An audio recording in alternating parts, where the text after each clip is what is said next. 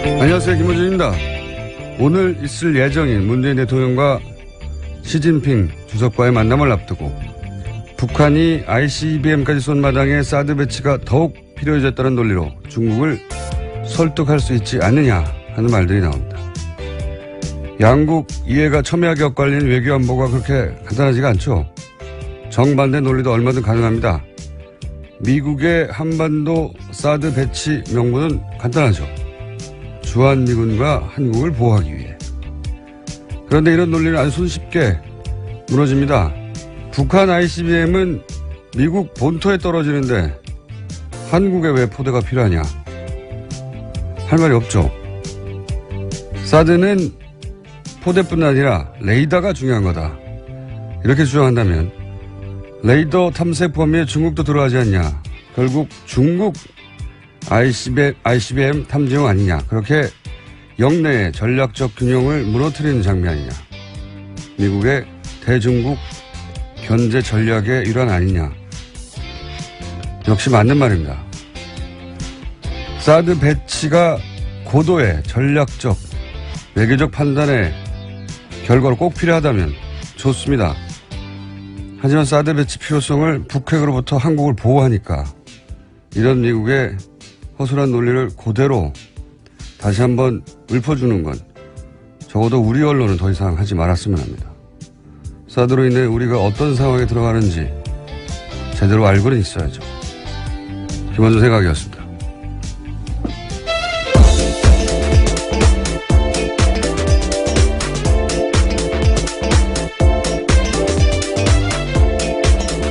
시사인의 김은지입니다. 네. 자, 오늘 여러 정상과 만남을 가지죠. 네. 네, 문재인 대통령 4박 6일 독일 순방 일정 시작됐습니다. 오늘 시진핑 중국 국가주석과 첫 정상회담 가지고요. 또 퀘르보 재단 초청으로 한반도 평화 구축과 남북관계 통일 등 주제로 연설합니다. 또 이어서 도널드 트럼프 미국 대통령 초청으로 한미일 정상 만찬회동에 참석할 예정입니다. 그리고 나서 아베 총리도 만나고 푸틴도 만나고. 네, 그건 내일 일정이고요. 네. 또 모레에는 인도 모리 총리, 또 프랑스 마크롱 대통령, 텀블 호주 총리 등과의 정상회담도 조율 중입니다. 정상회담이라기는 너무 짧고요. 사실. 정상과의 회담, 예. 네, 정상조우. 네네. 정상인사, 뭐 이 정도 되죠. 사실은. 이 단체 미팅 같은 거죠. 단체 미팅 같은. 20개 나라에서 정상들이 왔기 때문에 빙빙 돌아가면서 자기들끼리 만나요. 예. 안녕하냐고. 여기서 뭔가 중대한 결정은 내리지 않고, 예. 관련해서 독일, 저는 이제 이런 일이 있으면 꼭 현지 반응 같은 거 뒤져보는데, 요즘 뭐 인터넷이 워낙 발달해 있으니까 그 소식을 금방금방 얻을 수 있죠. 독일도 뭐 미국처럼 교민들 반응이 굉장히 많습니다. 네. 그런 보도도 꽤 있었는데, 이게 극적인 반응을 하거든요. 근데 이게, 최근 몇 년간 교민들을 많이 접해보지 않으면 교민들이 왜 이렇게 극적으로 반응하는지 잘 알 수가 없어요. 전 세계 어딜 가든, 앞으로 다른 국가를 순방하더라도 마찬가지인 것이, 이제 박근혜 최순실 게이트가 워낙 세계적인 이슈였어요. 어느 나라도 많이 보도가 됐거든요. 근데 이제, 대통령이 부정 축제 스캔들에 휘말렸다. 이런 소식은 원래, 과거로부터 드물지 않은 뉴스였는데, 이 박근혜 최순실 게이트는 현대 국가에서는 워낙 있기 힘든 뉴스, 19세기 정도 있던 사건 같은 거죠. 무당 얘기 막 나오고, 그리고 이제 뒤에 개인이 있고, 그래서 믿을 수 없는 뉴스라 실제 교민들이 현지인들로부터 그런 질문을 많이 받았어요. 저도 최근 몇 년간 교민들을 접하면 이런 얘기를 꼭 하더라고요. 그러니까 너무 부끄럽다 그런 걸 물어보는 게. 그래서 한국인이 아닌 척 한다고. 네네. 물어볼까봐. 네, 슬픈 일이네요. 네. 네. 그러다가 이제 촛불 집회가 시작되고 또 그 과정에서 이제 연행된 사람도 한 사람도 없고. 네. 그리고 그렇게 대규모 집회가 오래 진행됐는데 이제 철저히 사법부 절차로 정권이 평화적으로 교체되고 이게 이제 우리가 생각하는 것보다 훨씬 더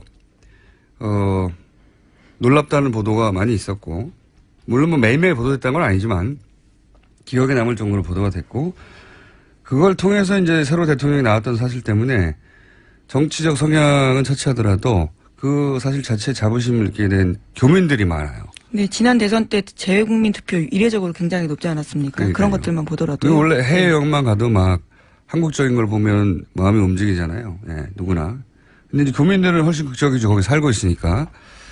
그래서 내가 한국인이라고 다시 밝히기 시작했고 자부심을 느낀다. 라는 마음을 표현하고 싶은 겁니다. 실제로.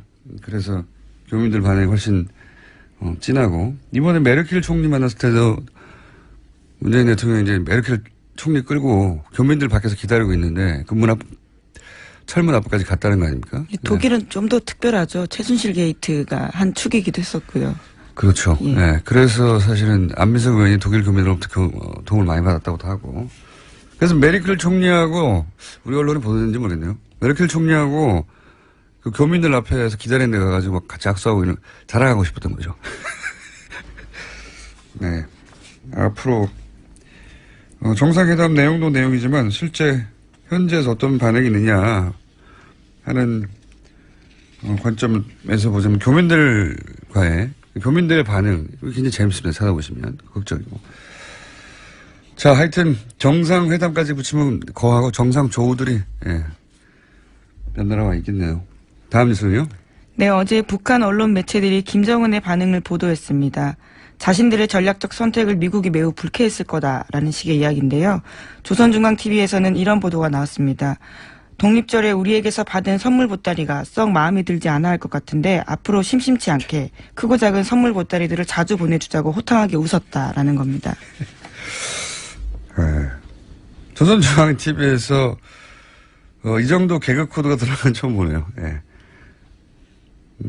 자, 북한 입장에서는 우리도 이제 미국 니네를 타격할 수 있게 됐다.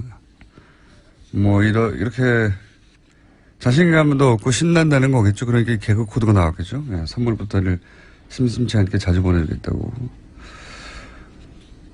북한 입장에서는 지금 우리도 대등한 눈높이에서 니네와 협상할 수 있는 군사적 지위에 올랐다. 뭐 이런 선언인 셈인 거죠. 여기 대해서 우리도 미사일을 쐈다면서요. 네, 어제 우리 군도 동해안에서 미군과 연합훈련을 실시했습니다. 현무 EA 탄도미사일과 미 8군의 에이테킴스 전술 지대지 미사일을 쐈습니다. 북한의 탄도미사일 발사에 한미가 대응한 것은 처음입니다. 탄도미사일 맞대응 훈련으로요. 제가 기억하기도 그렇습니다. 저기서 탄도미사일 쏘고 우리가 탄도미사일 쏘고 이런 건 처음이네요. 네.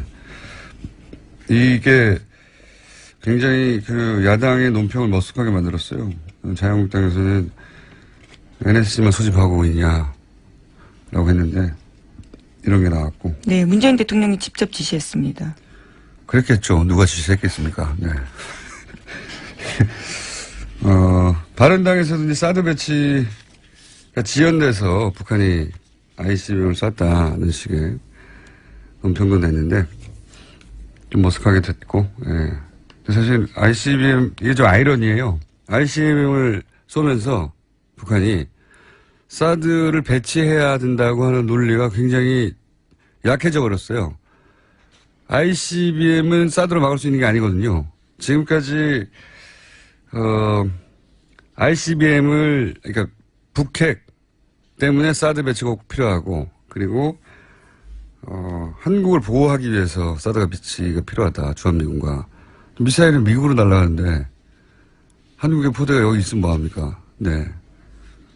아이러니가 북한이 ICBM을 쏴버려서 사드 배치의 명분을 내세우기가 더 약해져 버린 그런 아이러니가 있습니다. 사드 배치하고 ICBM은 상관이 없어요. 예. 미국의 본토에서도 ICBM을 막는 건 사드가 아니에요. 다른 무기체계지요. 이건 이제 뭐라고 말할까요? 사드가 왜 필요한지에 대한 설득 논리로.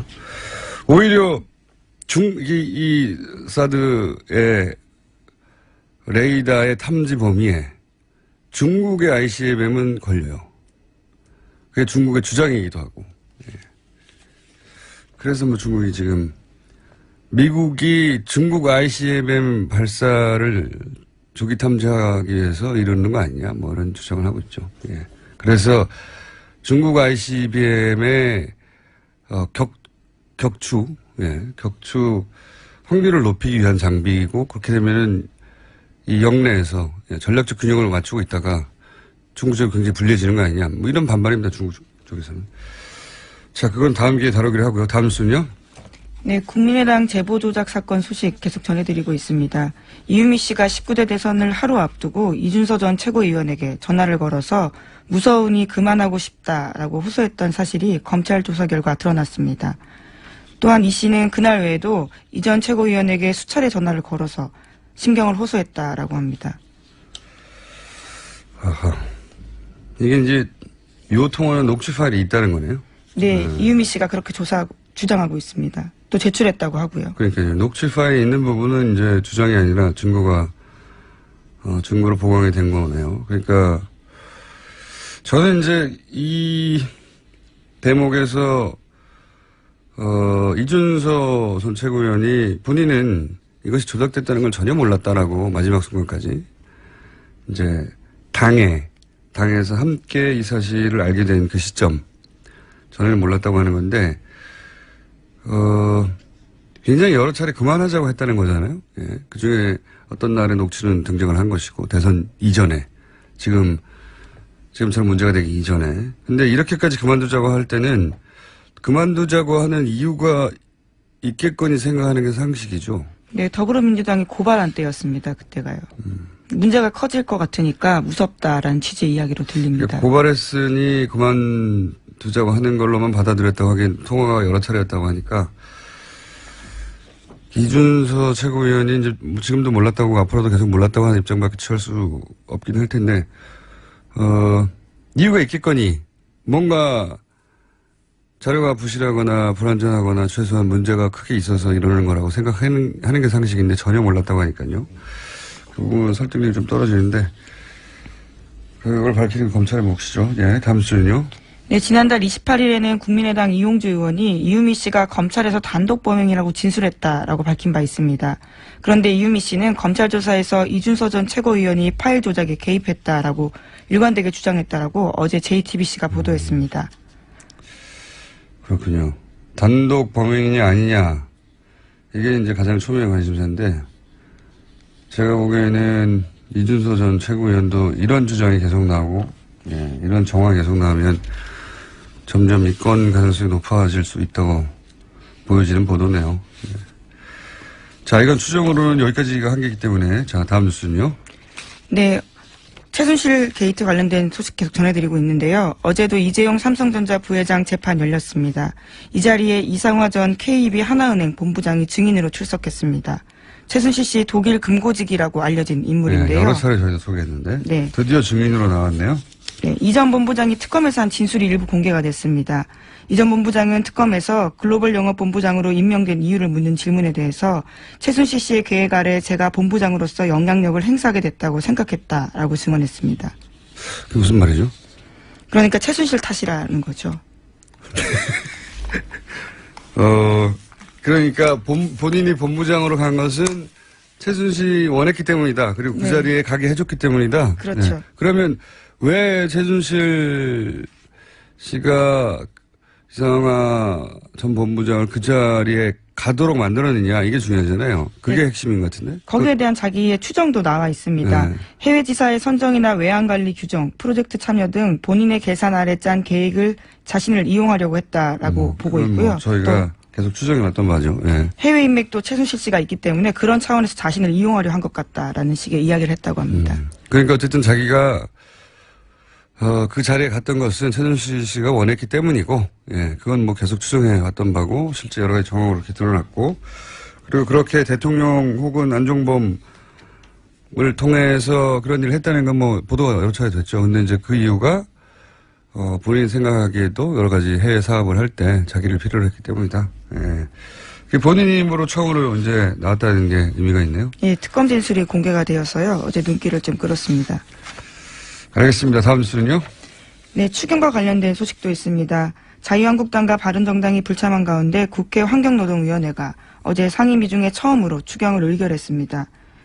국방위원회와 여성가족위원회, 국토교통위는 어제 전체회의를 열었지만 소위를 열지는 못했는데요. 더불어민주당은 상임위별 심사가 끝나지 않더라도 오늘 예산결산특별위원회를 열어서 추경 본심사를 착수할 계획입니다.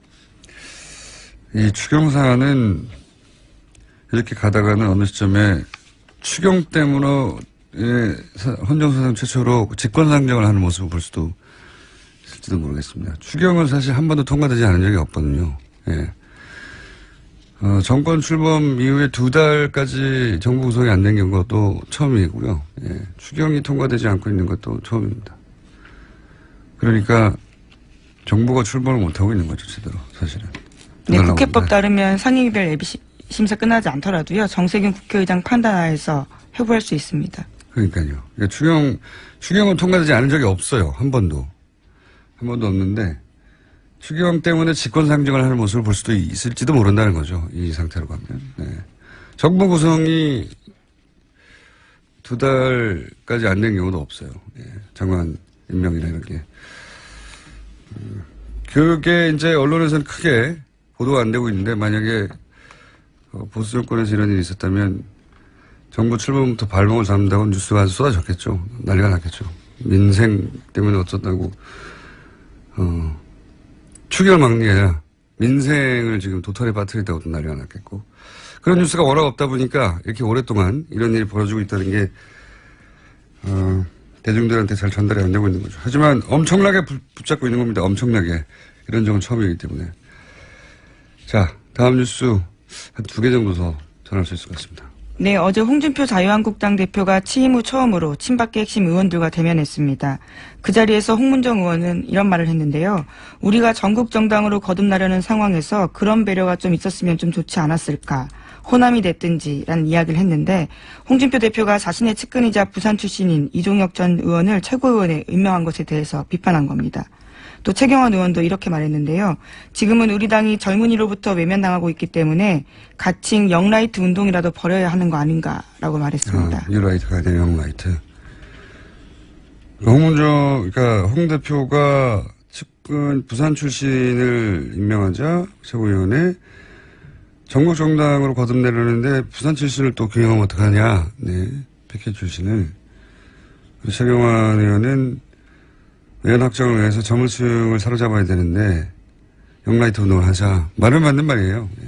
다만 이 말을 홍문정 의원과 최경환 의원이 할 말이냐. 네. 본인들 때문에 영라이트가 안 되고 있는 거 아닐까요? 네, 최경환 의원 같은 경우에는 현재 중소기업진흥공단이라는 곳에 채용에 개입했다는 혐의로 재판받고 있는 중이거든요. 자신의 인턴 출신이었던 사람을 2,999등 했는데도 취업을 성공시킨 바가 있다라는 혐의를 받고 있습니다. 네. 어쨌든 지금 이 뉴스가 전하는 바의 핵심은 어제하고 마찬가지로 홍준표 대표가 사실은 당내 주류로부터 비토당하고 있다는 거죠. 예. 이런 장면을 보면 이 정치가 하루 앞도 예측하기 힘들다는 게 다이나믹하다는 게 홍준표 대표를 갑자기 응원하고 싶어지는 마음이 처음으로 생기는 분들이 좀 있을 수도 있습니다. 예, 자유한국당 내에서 비주류로 네, 그래서 비토당하고 있습니다. 자신의 SNS에 이렇게 썼습니다. 소수 구박이 구박해도 혁신을 멈출 수 없다. 그러니까 친박 세력들을 구박이라고 이제 표현한 거죠.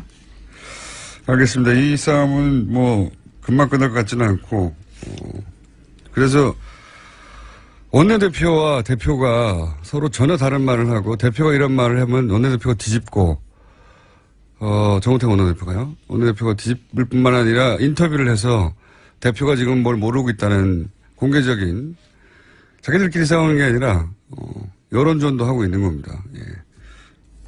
예측치 못한 상황이에요. 다이나믹합니다. 다음 뉴스는요? 네, 세월호가 목포 신항에 도착한 지 오늘로 99일째입니다. 그런데 화물칸에 뒤엉켜 있는 차량을 빼내는 작업이 쉽지 않아서요. 8월 말까지 완료하려던 전체 일정도 늦어지고 있습니다. 99일이나 됐네요, 벌써. 근데 아직도 거기에 실려있던 차량도 못 빼고 있다는 거잖아요. 예. 자, 이 세월호 관련 뉴스는 저희가 모아서 한번 따로 특집을 마련해야 될 것 같습니다. 워낙 단발적으로 나오고, 그 예상보다 오래 길어지고 있기 때문에. 자, 어제 그리고 최동욱 총장 인터뷰가 잠깐 화제가 되기도 했었죠? 네, 어제 JTBC 나왔습니다. 그러니까요. 국정원 수사하려고 하다가 날아간 분이죠. 재밌는 뒷이야기인데 여기까지만 하죠. 최정욱 전 총장의 직접 듣기로는 사실 국정원 수사가 시작될 때 초기에 청와대에 문의를 했다고 해요. 정권 초기였죠. 예. 청와대는 이 사안에 대해서 어떻게 생각하고 있냐. 문의를 했다고 해요. 근데 청와대에서 그랬다는 겁니다. 원칙대로, 법대로 해라. 그래서 본인은 잘 됐다. 그래서 아주 원칙대로 해야지. 이렇게 생각하고 본인이 그냥 신뢰하는 후배 윤석열 검사에게 마음껏 해! 라고. 그렇게 마음껏 수사를 해버렸더니 어느 순간 자기하고 다 날아가 있더라고. 네. 그래서 처음에는 이해를 못했더니 아니 법대로 하라고 해놓고 왜 그러냐고. 네. 알고 봤더니 나중에 곰곰이 생각했더니 법대로 해라. 단 자기만 빼고. 네. 그걸 못 알아들었다는 거죠 자기가. 그걸 깨닫는데 오랜 시간이 걸렸다. 네. 법대로 했더니 오늘 모두가 다 너덜너덜해서 자기 주변이 다 폭삭 망해 있더라. 짧게 일하고 퇴출되기에는 아까운 검찰총장이었다고 봅니다. 명예회복의 기회가 있겠죠. 여기까지 하겠습니다. 네, 시사인 김은지였습니다. 감사합니다. 네. 한때 폐지될 뻔했던 그러나 지난주부터 다시 분위기가 올라오고 있는 내부자들 더불어민주당 안민석 의원과 자유한국당 김성태 의원님 나오셨습니다. 안녕하십니까? 네, 대통령 전용기를 타고 온 안민석 의원입니다. 평생 텀 타보셨죠? 네. 네, 김성태 의원입니다. 반갑습니다. 김성태 의원님, 예. 전용기 타보셨어요? 못 탔습니다. 여당 10년 동안에 한 번도 못 타셨어요? 그렇습니다. 이게 아무 의원이나 태워주는 게 아니에요. 그래서 참 저도 MB 정권, 박근혜 정권 이 주류 생활을 못하고 계속 비주류였는데 제가 아는 우리 안민석 의원도 수도권 내리 사설을 하면서 한 번도 주류의 길을 걷지 못했기 때문에 대통령 수행단에 끼지 못했는데 이번에 방미 수행단 대통령 첫 이렇게 애교 순방에 같이 동행했다는 것은 대단한 일이고 거기에 또 같이 타고 갔다는 것도 대단한 거죠. 제가 제 입으로는 비주류라고 이야기하지만은 제 몸은 이미 주류 깊숙이 박혀 있습니다. 근데 그렇지 않아도 요즘 안민석 의원 어깨에 힘이 많이 들어가 있는데 예. 이번 성과로 얼마나 힘을 더 주고 다닐지 참 사실상 안민석 의원이 귀국한 다음 날 같이 이제 저기 소주를 한잔 했어요. 예. 한잔 했는데 이렇게 무용담처럼 늘어놓는 이 자랑을 들어주느라고 내가 참 힘들었습니다. 마치 안민석 의원이 거의 대통령 같은 착각이 들 정도로 대단했어요. 우리 공장장도 잘 아시지만은 저분은 자랑할 거리가 생기면 기본 3년은 우려먹는 사람인데. 아니, 한 5년 정도 우려. 이번에 특히 문정왕후 어보 반환건은. 그건 제가 본 20년 정도. 사실 정치인의 한 사람으로서는 대단한 일을 했기 때문에 저 생색은 제가 볼 때는 5년은 우려먹을 거라고. 5년, 20년 정도. 김성태 의원님 이제 살아나신 것 같아요. 네. 그런 이야기를 하지 말라고 그러니까. 아닙니다. 저희가 오늘 하시는 거 보고 또 음악도 준비돼서 나갈 수도 있고요. 아니 그래도 제가 미국 잘 다녀오라고 네. 여비를 주신 여야 의원들 중에서 유일한 분이에요. 그래도 참 미국 잘 다녀오라고? 당은 틀리지만은 항상 형님 같은 딸로 남은 게 푸근한 있었나요? 든든함이 네. 계셔서 참 제가 좋아하고. 얼마나 받으셨습니까? 용돈이라 하면서. 밝혀도 됩니까 이 자리에서요? 150불 정도요? 딱 봉투를 만져보니까 네. 참 창피한 이야기 하지 100불짜리 한 몇 장 정도일 거라고 딱 그러니까요. 생각했거든요. 그래서 네. 여기 한 500불 정도. 100불 정도. 근데 딱 까보니까는요. 네. 10불짜리 5장. 5만 원. 아니, 과거에 이제 미국 방문을 그래서 하셨다가 그런 마음이 남아있는 감사한 돈 거죠. 냈다. 요즘 이제 야당 생활 하시느라고 이제 야당생활 하시더라고. 힘드시지 않겠습니까? 형편이 어려워서. 네. 근데 네. 그 마음이 참 감사하고요. 근데 네. 제가 50불 주셨어요? 사실입니까? 아니 그런 거 몇 푼 되지도 않는 가지고 굳이 방송에서 노란노란 50불 맞네요. 예. 50불 제가 맞습니다. 지난 이제 내리사선 하면서 예. 이제 13년 동안의 정치 인생 중에서 방미 3박 5일이 가장 길게 느껴졌고요. 왜냐하면 한반도 운명이 방미단 어깨에 달려 있다고 국민들이 보시고 국민들의 눈과 귀가 방미단에 쏠려 있었기 때문에. 하지만 의원님 어깨에 달려있다고는 많은 사람들이 생각하지는 않았어요. 방미단이요. 네. 그래서 말투 하나, 발걸음 하나에 제 정치 인생을 건다는 심정으로 3박 5일을 보내다 보니까 말도 극도로 아껴야 했고요. 그만큼 국민들에게 드릴 말씀이 많지 않았겠습니까? 그래서 그 긴박했던 3박 5일의 현장 분위기도 좀 진솔하게 후계에다 담았고 그리고 가까이서 3박 5일 동안 본 대통령의 그 모습, 대통령의 정말 애쓰는 그런 모습을 제가 이제 그저께 후기로 올렸거든요. 그래서 그건 인터넷 찾아보시고 오늘은 이제 직접 나오셨으니까 구두로 전달해 주세요. 어떤 일이 있었는지. 기억에 남는 인상적인 장면들. 예. 제가 이제 제 홈페이지에 올린 글을 보시고서 보신 분들 글이 참 이렇게 재미있고 쫀득쫀득하다라고 좀 뭐 책 광고로 이어가시려고 그러는 거죠, 지금? 아닙니다. 특히 저는 주목을 했던 게 그 미국 의회를 방문했던 그 2시간 동안의 긴박했던 그 순간. 국내에서도 화제가 되긴 했는데, 근데 국내 기자들 누구도 그 자리에 계속 앉아서 내용을 듣지 못했기 때문에 그 상하원 지도자들이 한 자리에 모이는 게 어려운 일이다. 그리고 생각보다 굉장히 길고 밀도 있는 대화가 오갔다. 여기까지는 전달이 됐어요. 근데 그 내용이 그 내용을 저도 과연 기자가 배석되지 않은 가운데 상하원 의원 약 20여 분과 안민석 의원, 김경수 의원, 정치인에서는 딱 두 사람밖에 없었고. 네. 물론 외교부 공무원들도 좀 일부 외교 공무원, 외교부 강경화 장관하고요. 한 분인가 뭐 있었다. 안보실장, 정치실장, 그리고 박수현 대변인, 김경수 의원이었는데요. 나머지 분들은 영어를 잘 못 알아들으시고. 그러니까 참 굳이 저 이야기를 안 해도 되는데. 김경수 영어를 잘 알아들으시는 그 정책실장, 정책실장께서는 이제 와튼 스쿨 나오신 분이고요. 그 다음에 안보실장 외교관 출신에게 영어 잘하시고 강경화 장관이 뭐 영어 완벽하시고요. 근데 이분들은 이런 좀 내부의 그 뜨끈한 그런 핫한 이야기들을 전달을 못 하시잖아요.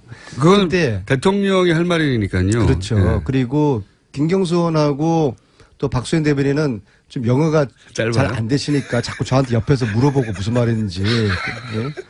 근데 이제 제가 전체적으로 여기서 좀 끌어줘야 돼요. 김경수 의원에게 직접 물어보긴 하겠습니다. 그러니까 영어가 짧아서 물어봤는데. 근데 그리고 또 그분들 입장이 뭐 저처럼 좀 자유롭지 못하잖아요. 그래서 제가 좀 후기를 통해서. 근데 의원님이 그 자리에서 발언한 건 한마디도 없죠? 아니, 이렇게 됐죠. 아니, 그런 이야기들을 제가 이 자리에서 이야기를 세세하게는 못해요. 전반적인 분위기만 저는 전달. 그러니까 제가 궁금한 거 의원님이 한마디라도 하셨냐 이거죠? 그러니까 그런 이야기를 한마디도 안 할 하신 수가 걸로. 없죠. 제가 이 자리에서. 제가 어떤. 당연히 대통령한테 물어봤으니까. 그 자리에서 저희 역할이 뭐였고. 근데 저기서 이제 언외교란 게 발휘된 거예요. 언외교인데 미국의 상원 하원 의원들도 한국 대통령이나 한국 외교부 장관이나 청와대 안보정책실장하고는 이야기가 흉금없이 안 돼요. 그런데 참 이게 가부 마음은 호라비 갈고 호라비 마음은 가부한다고 같은 의원들끼리는 좀 쉽게 소통이 될 수 있는. 그렇게 상상을 할 수 있는. 아닙니다. 상상이 아니고 그게. 안민석 의원한테 실제적으로 물어봤다. 그게 이제. 의원님. 이제 아까 이 김경수 의원은 초선이고 쉽게 말하면. 영어 잘해서. 이기는 역량도 있어야 되고 상당한 무게도 있어야 되고 그런 걸 자기가 다 했다는 거예요. 결론은. 본인이 다 했네. 특별 수행은 해보셨어요? 제가. 전용기 타보셨어요? 전용기는 안 타치도만 나도 대통령 특보로, 예? 저도 보셨어요? 이스라엘도 갔다 오고 콜롬비아도 저도 갔다 오고. 이스라엘, 콜롬비아하고 미국하고 이게 질적으로 수준이 틀린데 그렇게.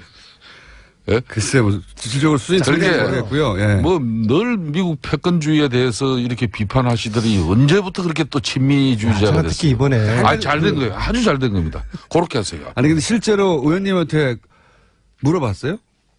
아니, 그런 이야기는 저한테 묻는 상하원 자체가. 의원들이 문재인 대통령에게 질문하기도 바빴을 것 같아요. 대단히 저의 역할에 대해서 아직 공장장이 이해를 잘 못하고 있는 거고요. 그 자리에 왜 들어가셨어요? 제가 거기 역할이 있었기 의원님 때문에 어버 때문에 하신 거 아닙니까? 것이고요. 거기서 뭐 미국 의원들하고 무슨 어버 이야기를 했겠어요. 그러니까요. 그러니까 역할이 제 없으니까. 역할이 무엇이었는지 대해서는 묻지 마세요. 그것도 국가 안보입니까? 저 특별 수행으로서 특별한 역할이 그래서 있었는데 무슨 얘기가 오갔습니까? 네. 보도되지 않은 내용 중에. 이게요. 네. 우리는 하원 1시간 방문하고 상원 1시간 방문한 게 네. 그분들하고 차 한잔 하면서 그러니까 티타임 그런 정도 아니에요. 덕담이나 나누는 걸로 처음에는 대통령 가볍게. 뭐 칭찬해주고 환영해주고 그런 줄 알았는데 이게 완전히 송곳 같은 질문을 하는 이게 청문회 같은 그런 분위기였어요. 비공개였거든요. 그러니까 기자분들은 아무도 없었어요. 그러니까 이야기를 훨씬 더 자유롭겠죠. 당연히. 자유로운 정도가 아니라 아주 민감한 문제 있잖아요. 네. 우리 대통령에게 그런 식이에요. 도대체 당신 북핵 문제 어떻게 할 거냐. 어? 계속 당신이 이야기하는 것처럼 대화 타협. 네. 이게 되겠느냐. 저 얘기는 들었습니다. 상원 의원 하나가 누군지도 들었습니다만 상원 의원 하나가 북한과 대화한다고 하는데 당신이 틀렸다. 이렇게 지적했다고 대놓고. 그런 얘기는 누구한테 들었어요? 네. 그래서 네. 그 2시간 동안의 청문회 아닌 청문회를 우리 대통령이 소화를 잘 하셨어요. 이 한미 동맹의 중요성을 강조를 하시면서도 우리의 입장을 아주 그냥 조곤조곤 왜 북핵 문제를 해결하는 데 있어가지고 제재가 능사가 아니라 대화와 타협 투태력으로 가야 되는 이유를 설명을 하셨고 그리고 사드 문제도 우리 국민들이 촛불혁명으로 나를 대통령 만들었기 때문에 민주주의에 대한 요구가 더 어느 때보다 강하다. 따라서 사드에 대한 절차적 민주주의, 절차적 정당성에 대한 국민들에게 이 한치의 투명함이 없어야 된다. 한치의 투명함, 네. 한치의 불투명함이 없어야 되겠죠. 네. 제가 어쨌든 아직도 긴장감이 세게 들었습니다. 예. 풀리지 않은 것 같아요. 예. 이것이 미국 민주주의, 당신들이 이 시간 미국의 민주주의, 당신들도 이것을 오히려 민주주의 요체가 그거 아니냐? 원하고 격려해줘야 되는 거 아니냐? 오히려 기다려달라. 단 내가 이렇게 절차적 정당성을 이야기하면서 환경평가를 하고 있는 것이 사드를 취소하겠다는 그런 꼼수 부리는 거 아니다. 그런 정말 자신의 이야기를 또 당당하게 하시면서 그래서 그 2시간 동안에 마치 그분들 입장에서 미국 하원 상원 의원들 입장에서는 새로 당선된 문재인이라는 사람이 어떤 사람일까 되게 또 호기심도 있고 궁금하고 소위 말해서 간도 보고 싶어 하지 않았습니까? 그렇겠죠. 그래서 그러한 2시간 동안에 청문회는 청문회를 대통령께서 당당하게 정말 흔들림 없이 한치의 실수 없이 그거를 이제 잘 소화를 해내신 질문에 청문회를 잘 통과한 저는 그런 그런 기분이었다. 느낌이었다고 봅니다. 자랑스러운 대한민국의 대통령. 그리고 한편으로 이 자리에 이명박 대통령이 이런 청문회를 당했으면 또 박근혜 자체는 하지도 않았겠지만요. 지난 9년 동안에 미 의회를 방문한 대통령이 우리나라 박근혜, 이명박 아무도 방문을 하지 않았어요. 그래서 그렇게 또 연상도 되면서 상하원 연설을 한 적은 있는데요. 이런 소위 면접을 한 적은 없어요. 그걸 정확하게 전달해 줘야죠. 네. 대통령이 미국에 방문할 때 국빈 방문이 되면은 네. 상하원에서 연설을 연설을 하게 합니다. 됩니다. 네. 이번에는 아시다시피 국빈 방문은 실무 안 되었죠. 연설이라는 거야. 네. 뭐 주어진 원고 가지고 그렇지만은 상하원 의원들 약 20여 분을 이렇게 모시고 그들이 궁금해하고 그런 건 처음이에요. 의혹을 가진 이런 부분은 이번에 처음이죠. 미 의회에서 일문일답을 2시간 동안 즉흥적으로 질문을 받아서 대답을 하고 또 이것을 무난하게 소화를 해낸 대한민국 대통령이 저는 참으로 자랑스럽고요. 그다음에 그 옆에서 보시니까 내가 저 자리에 있었으면 내가 저런 대답을 할 수 없었을 텐데 이런 생각을 하셨습니까? 저는 뭐 발끝에도 못 돌아가고요. 트럼프 입장에서는 저는 우리 대통령에 대한 예우를 잘 해줬다고 봐요. 왜냐하면은 영빈관에서 3박을 하셨거든요. 네. 이례적인 일이에요. 영빈관은 이틀밖에 의례적으로 내주지를 않아요. 그 다음날에 비었나 보죠, 뭐. 근데 참 네. 청와대 지금 홍보실 청와대 대변인이 네. 청와대 국민소통 수석이 지금 대통령의 그런 방미 행적이나 또 활동상에 대해서 온 국민들에게 너무나 잘 이렇게 언론 지상 매스컴을 통해서 알리고 있는데 굳이 안민석 의원까지 사선위원회 되고 지금까지 무줄도사로 유명하신 분이 그렇게 너무 좀 심하게 말은 생각하시는 비주류, 몸은 주류 핵심. 그렇지만은 이제 사실상 근데 그 자리에 있었던 사람은 없었기 때문에 이번에 대통령 여야 아니 그러니까 그 상하원 예. 미팅은 처음 유일하게 유일하게 의원 중에는 그래서 지금 뭐 그랬기 때문에. 혹이지만은 그 분위기를 안민석 의원이 다 파악을 했다는 거예요. 그래서 그 상당히 그래도 제 입이 정말. 근질근질해요. 더 드리고 싶은 말씀이 네, 다 지나갔는데요. 뭐 핫한 이야기들 참 많은데. 핫한 이야기. 그럼 하나만 더 해봐 주세요. 핫한 이야기. 뭔가 이제 보도가 되지는 않았는데 그때 당시 이런 일이 있었고 그거 굉장히 인상적이었고 재밌었다 혹은 뭐 감동적이었다 혹은 뭐 당황했다 뭐 이런 거 있지 않습니까? 제가 김어준 공장장을 네. 알고 연구한 지가 10년이 됐는데 네. 이런 그 미끼에 제가 넘어가지를 않고요. 잘 넘어가시죠. 단 한 아주. 가지만 제가 말씀드릴게요. 하원은 9명 1대 9의 그런 청문회가 있었고요. 예. 상원은 11대 1이었어요. 11대 1. 예, 예. 그래서 1시간씩 주요 인사들이 다 왔다는 건 제가 그럼요. 들었습니다. 뭐 예. 원내대표들, 국방위원장, 외교위원장 다 오고요. 그런 사람들이 한 자리에 모이기는 힘든다는 얘기까지 들었고요. 그런데 네. 그러니까 하원 상원 따로따로였어요. 김수태 의원은 그 자리에 안 계셔서 자꾸 이게 한 자리에 있었던 걸로 혼동하시는데 자, 하원은 그래도 예의를 깍딱이 갖춰 주었어요. 네. 왜냐하면 처음부터 끝까지 1시간 동안 9명이 저는 그 자리에서 정중하게 우리 대통령과 질의응답을 나눴고요. 네. 상원 네. 이 11분은요. 끝날 때쯤 되니까 4명밖에 안 남아있더라고요. 얘기하다가. 사실 좀 제가 기분이 막 좀 불쾌했습니다. 나가던가요? 네. 뭐 중간에도 왔다리 갔다리 하고 네. 끝났는데 만약에 트럼프 대통령이 우리 국회에 왔는데 끝날 때쯤 돼가지고 앉아있던 의원들이 절반이 자리를 떴다.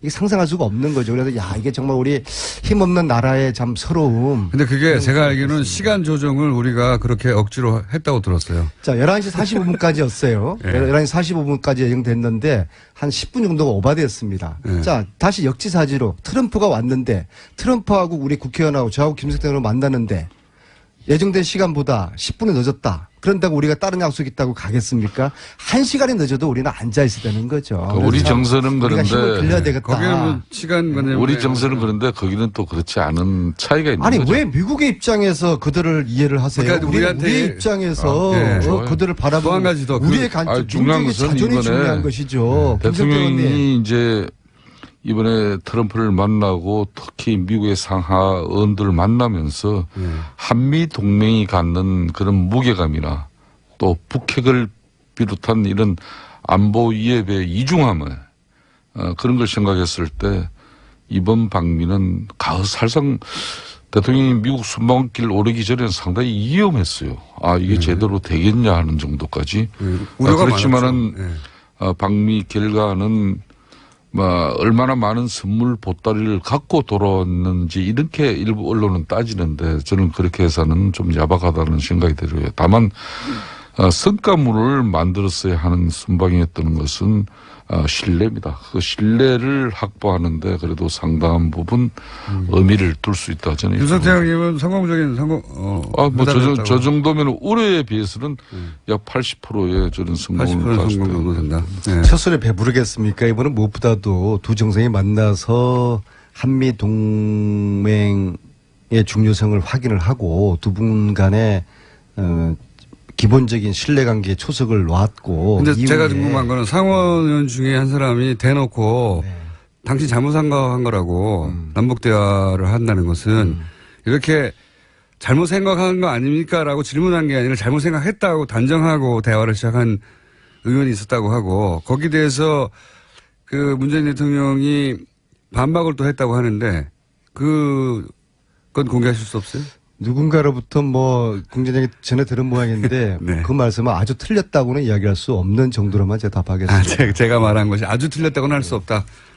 그러면 틀린 부분이 뭡니까? 대체적으로 맞았어요. 그래서 굉장히 팽팽한 긴장감이 있었다고 그때. 우리가 문재인 대통령을 저도 대통령 되기 전에 이런저런 인연으로 꽤 옆에서 함께 그 모신 적이 있어요. 제가 교육원수원장도 했고 얘기를 간사하면서 전국적으로 투어도 같이 당대표실 했고. 근데 대체적으로 우리 국민들이나 우리 당내 특히 의원들이 문재인 대통령께서는 사람은 참 좋고 인기가 훌륭한 분인데 좀 굉장히 너무 진중한 나머지 좀 답답한 면이 있다. 혹은 좀 그런 물렁물렁하다. 느낌인데 예. 저는 이번에 3박 5일 동안에 제가 본 문재인 대통령께서는 정말 이건 외유내강이다. 정말 내공의 깊이가 저렇게 깊을 수가 있냐. 비행기 또 타시려고 자꾸 그런 거 아니에요, 지금? 하원 의원들 20명 앞에서 그 청문을 하시면서 그 2시간 동안에 한층 흐트러짐 없이 자신의 이야기를 조곤조곤 하면서 정말 저는 막판에 제 가슴이 울컥했어요. 미국 국회의원들이 고개를 끄덕끄덕 하면서 속으로 그런 표정이었어요. 저 정도면은 대한민국 새로운 대통령이 우리와 대화의 파트너가 되겠구나. 신뢰할 만한 그런데 새로운 안민석 지도자구나. 의원님. 라는 그 표정이 제가 역력히 읽어지더라고요. 그래서 네. 대한민국의 현장에서 무슨 넘어서 감동이 아직 가시지 않은 것 같아요. 그러니까 네. 저런 감동을 저렇게 오래 가져가면 안 돼요. 제가 이런 지금은 사람이 아니지 않습니까? 방미 제가 얼마나 깜깜한 성과를 사람인데. 이렇게 자아자찬하고 있을 때가 아니에요. 우리가 방미 성과로 주도권을 찾았다고 그렇게 말씀을 했지 않습니까? 그런데 그렇게 우리가 주도권을 찾고 남북 관계에서 특히 우리 정부가 주도권을 찾았는데 그런 촉배를 들고 있는 사이에 당장 지금 북한은 ICBM 쏘아 올렸지 않습니까? 어제 문재인 대통령이 한미연합에 북한을 살상 공격을 저지할 수 있는 미사일 훈련 시킨 거 이거는 정말 잘한 거예요. 이렇게 계속 미국 갔다 와서 그 분위기에 지금 젖어 있을 때가 아니에요. 상황은 하루 1분 1초가 달라져 가고 있는데 거기에 맞는 이야기를 해야지.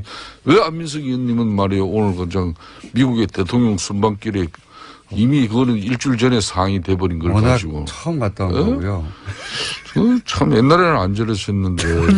안 저랬었는데. 지금 거의 좋은 일만 있습니까? 한편으로는 FTA 재협상이나 또 방위비 분담 정대 압박이라든지 이런 부담을 크게 안고 온 것도 있잖아요. 이런 이야기도 또 솔직하게 이야기를 할 건 하면서 그래도 미국의 상하원 의원들 문재인 대통령에 대한 어떤 불신과 의혹을 해소하는 데는 상당히 이번에 큰 역할이 이루어졌다. 그게 안민석 의원의 역할의 상당한 부분이지 않습니까? 과유불급 명심하겠습니다. 그렇게 돼요. 저는 안철수 같은 분하고 틀려요. 제가 부족하거나 잘못한 거 있으면 과감히 인정하니까는요.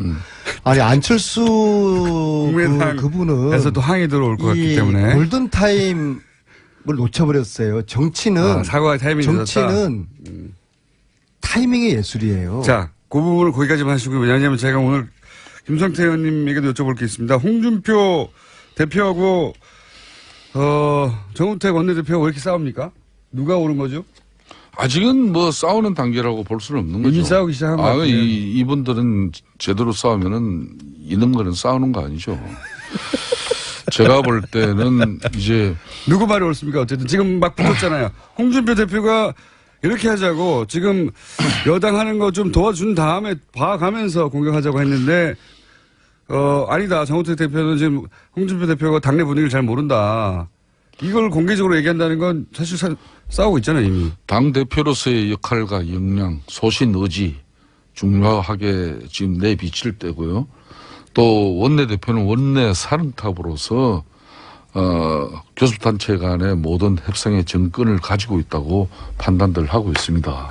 그게 원론인데. 항상 역대 어느 당대표, 원내대표 간에 그런 문제 때문에 충돌을 하지 않던 그렇지만 적이 이거를 서로 그렇지만 언론을 통해 가지고 비난한 적은 인터뷰를 하면서 드물어요. 과거도 많이 있었는데 너무 빨리 언론이 매스컴에서 이걸 다루기 시작했다는 것은 좀 주의 깊게 봐야 되는 거고. 정우택 언론 탓하고 말이에요. 정우택 원내대표가 홍준표 대표에 대해서 당선되자마자 인터뷰 통해 가지고 홍준표 대표가 지금 상황을 잘 모른다고 공개적으로 얘기했으니까 이건 디스하는 거란 말이죠. 이거 누가 옳은 겁니까? 저는 홍준표 대표의 일간의 이야기를 제가 편든다기보다는 사실상 이 인수위도 없이 출범한 정권이기 때문에 일정 부분 인사 준비에 검증 이런 부분에 많은 허술함이 드러났어요. 그래서 이제 꼭 대통령께서도 이런 장관 지명을 철회를 하셔야 될 부분은 송영무 장관 같은 경우 대표적인데 그런 한 사람 정도는 이렇게 해 주시고 나머지 부분은 저희 당에서도 일정 부분 추경과 또 장관 청문회 이런 부분은 마무리해 주는 게 좋은 그러니까 거죠. 의원님은 홍준표 대표의 상황 인식이 더 맞다고 보시는 거네요?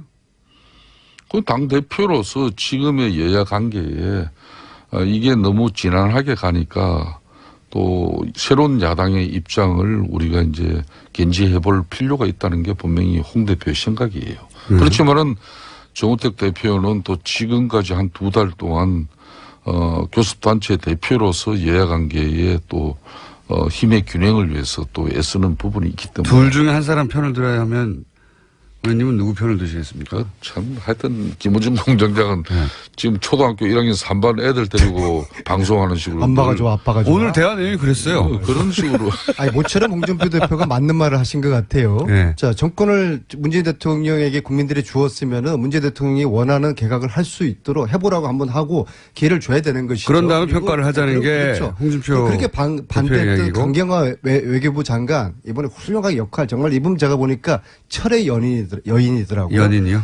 제 바로 앞자리 비행기 전용기 앞자리 아무래도 오늘은 타셨는데 3분 조금 더 해야 될 것 같은데요? 하셨는데 다 못 15시 들어가지고? 미국 가는 15시 3부에서 다시 시간 두 분 동안 만나겠습니다. 잠 한숨 안 자시더라고. 철의 네, 내부자 둘이 마무리가 안 돼도 항상 끝내왔는데, 네, 오늘은 두 분 다 꼭 했어야 하는 얘기를 못했다고 해서 3분만 드리고, 내부자 둘을 잠시 이어가겠습니다. 안민석 의원님과 김성태 의원님. 김성태 의원님이 이야기를 하시다가 중요한 이야기인데 마무리 못했다고, 제가 마지막 질문은 홍준표 대표와 정우택 원내대표 간에 좀 갈등이 있는 것 같은데, 이거 어떻게 정리해야 되냐고. 예. 자유한국당은 이제 야당입니다. 제1야당으로서 살기 위해서라도 변화되어야 되는 것이고 그렇기 때문에 여야 관계도 과거에 우리가 민주당의 야당 정치를 신랄하게 공격한 적이 있었습니다.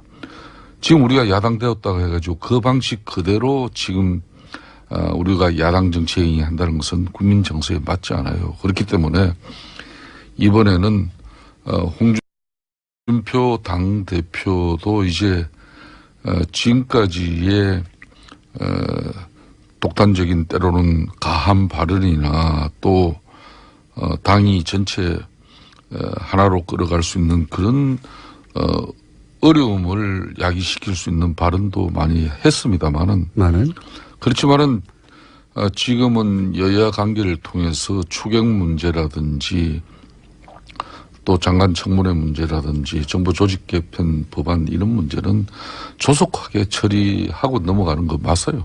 그 부분에 많이 잘못이 발생된다면은 홍준표 대표 말대로 그거는 문재인 정권이 또 책임을 져야 되는 것이고 그렇기 때문에 지금은 홍준표 당대표의 그런 이번 전당대회를 치르고 난 우리 당원들의 뜻을 아마 가지고 본인이 일성을 날린 것 같은데 그 입장이 상당히 존중될 필요는 저는 있다고 봅니다. 정우택 원내대표가 지금 홍준표 대표가 뭘 모르는 것 같다고 하는 거는 그 말이 아니라 홍준표 대표 주장이 맞고 거기 힘을 실어줘야 된다는 게 의원님 생각이신 거네요. 말하자면. 아무래도 이제 당대표와 원내대표 간에 특히 홍준표 대표는 원외입니다. 지금 현역 그렇죠. 의원이 아니에요. 예. 현역 의원도 아닌 상태에서 당대표를 맡고 있기 때문에 특히 원내에서 교섭단체 간에 지금 현재 협상이 잘 이루어지지 않고 국회 의사 일정이 제대로 굴러가지 않고 국회에 또 이렇게 넘어온 의사 일정들이 해소가 되지 않고 있죠. 이 부분에 대해서는 그래도 정우택 대표가 잘 알고 있습니다만은 그래도 전당대회를 치르면서 국민들과 당원들의 뜻을 가장 근접하게 받은 사람의 뜻이 홍준표 대표의 60% 뜻이니까 예. 당분간은 이분의 뜻을 존중하는 것도 우리 당이 크게 발전하는데 도움이 되리라고 김성태 봅니다. 의원님의 저 말씀 굉장히 중요하고 의미심장한 이야기인데요. 제가 볼 때는 정우택 원내대표는 친박을 향한 정치를 하는 것이고요. 지금 홍준표 당대표가 말씀하시는 거는 국민들을 향한 지금 정치를 하고 있다 저는 봐요. 그래서 지금 김성태 의원님이 결국에는 홍준표 당대표의 손을 들어준 거거든요. 그래서 지금 정치적으로 중간 지대에 있는 김성태 의원님 또 야당의 아주 핵심 중진이지 않습니까? 지금 뭐 그동안 오갈 데 없이 그런 신선이 됐지만요. 근데 지금 시점에서 홍준표 당대표의 손을 들어준 김성태 의원님의 저 판단은 저는 굉장히 정확한 그리고 앞으로도 후회 없을 그런 판단이라고 보고요. 이왕이면은 권력 있는데 권력 있는데 줄을 서세요. 아니 뭐 홍준표 대표가 무슨 권력입니까? 이게 왜냐하면 뭐 지금 국가 권력을 가졌습니까? 뭐 안 그러면은 지금 현재 공천권을 당상 행사할 수 있는 아니, 이 총선의 본질은 대표입니다. 기본적으로 친박과 홍준표의 싸움이거든요. 그래서 1라운드에서는 당대표 당선으로 홍준표가 압승을 하지 않았습니까? 2라운드 싸움 남은 것은 지방선거 공천권 싸움이 남아있거든요. 그래서 홍준표는 지금 당대표로서 우월한 위치에 있을 수밖에 없어요. 물론 친박의 반격도 만만치 않지만요. 국민들의 이미 친박을 거의 내팽개친 그런 상태지 않습니까? 그래서 가능하면 홍준표 대표가 국민 쪽으로 지금 이동하고 있는 모습은 오히려 저희 여당으로서도 좀 긴장감 김성태 의원님은 그게 좀 바람직한 1년 거죠. 후에 지방선거를 바라보고 당권 인인 쪽으로 줄을 서야 한다는 거죠. 저는 지금 뭐 그 무질도사께서 좀 웬 뜬금없는 말씀이시고 자유한국당이 아직 야당으로서의 준비나 자세가 덜 됐어요. 더군다나 야당은 사실상 국민의 지지를 먹고 사는 정당입니다. 지금 국민의 지지와 국민의 신뢰가 존재하지 않는 그런 정당에서 아직 야당이 야당답게 제대로 역할을 하려면은 국민적 지지를 신뢰를 이끌어내야 돼요. 그렇지만은 한마디로 오늘 아침에 김성태, 홍준표 당대표 손들어주다 그거 아닙니까? 그런데 그렇죠. 지금 공개적으로 어때요? 제목이 나왔습니다. 자유한국당의 현실은 제목이 나왔으니까 이제 끝내줘야죠. 뭐 그래서 우리가 지금 현재 최소한의 어떤 견제와 비판의 역할도 국민들을 대표해서 대신해서 할 수 없는 상태에서 우리가 선택과 집중을 한다면은 무조건적인 반대는 국민의 뜻이 아니다. 그렇기 때문에 알겠습니다. 제1야당으로서 비록 민주당의 일인 과거에 볼썽사놓은 이런 정치 행태를 우리가 답습할 필요는 없다 봐요. 그래서 홍준표 맞고 정우택 틀리다 그거 아닙니까? 이번 측면에서는 홍준표는 가장 뜨끈뜨끈하게 국민의 뜻을 대변했다고 봅니다. 해방 이후 처음으로 홍준표 대표가 제대로 된 지금 판단하고 있는 것 같아요. 지금 안민석 의원 뭐 오늘 정도 절하하고 아마 다음 방송부터는 또 홍준표 대표에 대해서 아마 신랄한 공격이 더 바로 이어질 겁니다. 앞으로 지켜봐야죠. 알겠습니다. 김성태, 홍준표 줄 서다라고 제목을 정하고 그렇게 또 이 방송의 문제가 이거예요. 더불어민주당의 네? 안민석 의원 네? 그리고 빨리 마칩시다. 자유한국당의 김성태 의원이었습니다. 감사합니다. 그렇게 방송을 마무리하면 안 되는데 참. 100명이 넘는 전국 언론 학자들이 KBS, MBC 사장 퇴진과 해직 언론인 복직을 요구하는 성명을 냈습니다. 네. 언론 학자들이 이런 성명을 내는 것은 집단 행동에 나서는 것은 이례적인 일인데 이 성명을 주도한 한국예술종합학교 전규찬 교수님 스튜디오에 직접 모셨습니다. 안녕하십니까? 교수님. 네, 안녕하십니까. 교수님의 복장으로 굉장히 프리한 복장으로 나오셨습니다. 네. 저희 학교에서는 이렇게 입어야지만 학생들이 교수로 이렇게 예. 알고요. 만약에 넥타이를 메고 다니면 혹시 바깥에서 들어온 이상한 사람으로 봅니다. 넥타이까지는 아니시라도 어쨌든 마실 나가는 정도의 복장으로 방송국에 나오셨습니다. 자, 기명으로 보통은 이제 시민단체나 또는 언론 소속 노조가 이런 성명을 많이 발표하는데 교수님들을 특히 그중에서 이제 언론을 전공하시는 교수님들이 기명으로 특정 방송사 사장 퇴진하라 하는 요구는 제가 생각하기에 들어본 적이 없는 것 같은데 왜 기명으로 직접 나서신 겁니까? 사실 뭐 크게 대단한 일은 사실 아니라고 생각합니다. 그동안은 없었죠, 근데.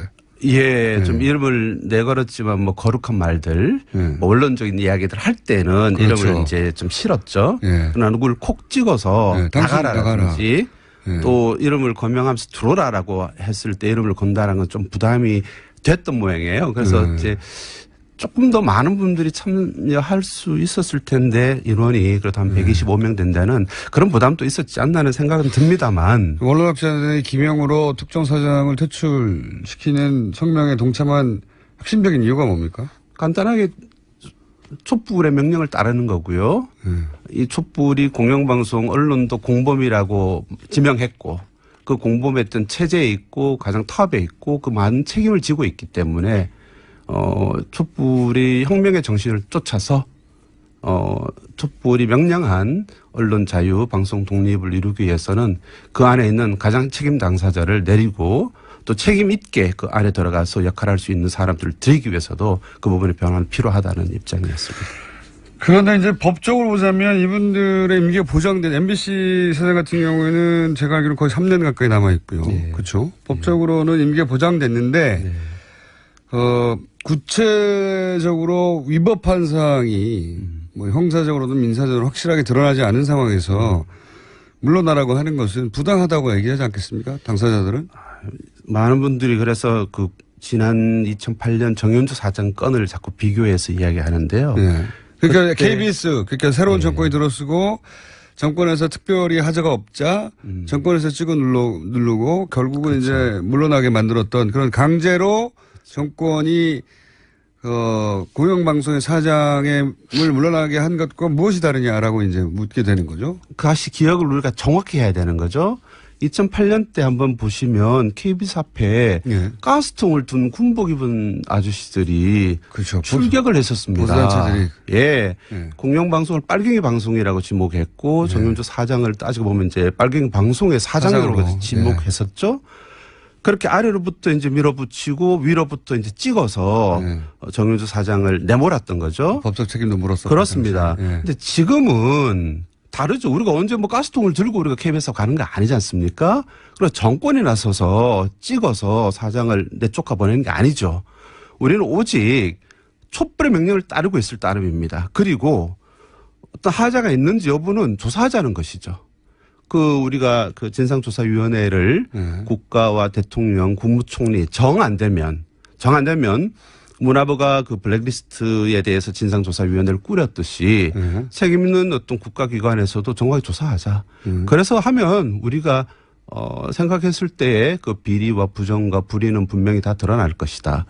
그래서 저희들은 민주주의 우리가 민주화 체제였던 그런 산물로서 생겨난 공영방송 아니겠습니까? 예. 그렇다면 공영방송이 민주화 기능을 다한다라면 정의다. 근데 그에 반역하여 민주화, 한국 민주주의를 해친다면 그건 불이다. 저희들은 헌법 정신을 내세우는 거죠. 헌법 정신에는 불의에 한거한 4.19 어떤 민주 이념을 계승한다라고 돼 있다는 거죠.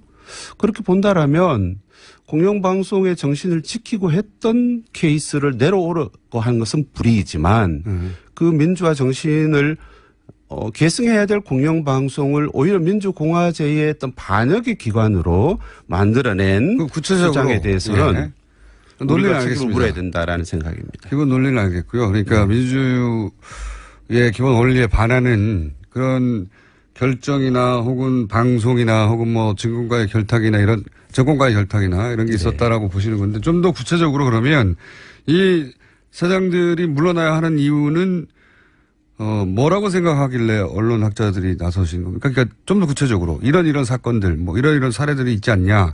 왜냐하면 지금 위원회를 조사위를 발족시켜서 조사하자고 하는 건 선우가 바뀌었다고 주장할 수 있는 게 문제가 있어서 불법이고 또는 대단히 위법하고 혹은 부당하여서 사례가 밝혀졌기 때문에 물러가야 하고 그 디테일한 조사는 추가적으로 법정에서 밝히든 조사에서 밝히자 하면 되는데 지금은 조사위를 한번 가동한 다음에 그런 게 밝혀지면이라고 하면 선우가 틀렸지 않습니까?